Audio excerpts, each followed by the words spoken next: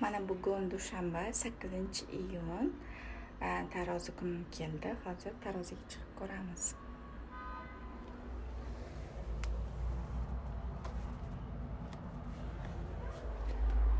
Birinchi iyun kuni o'lchaganimda 86 kilogramm edi. Hozir endi ko'ramiz.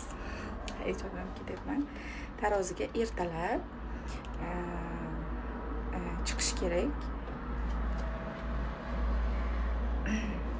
Ko'ramiz.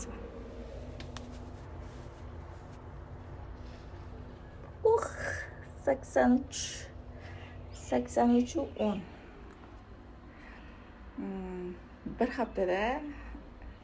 Bir haftada salkam 3 kilo yomon emas menimcha. O'zi bilaman, lekin boshida boshi boshlaganda tez bo'ladi, отекlar tez ketadi, vazn tez tashlanadi. Keyinchalik vazn tashlash qiyinlashadi.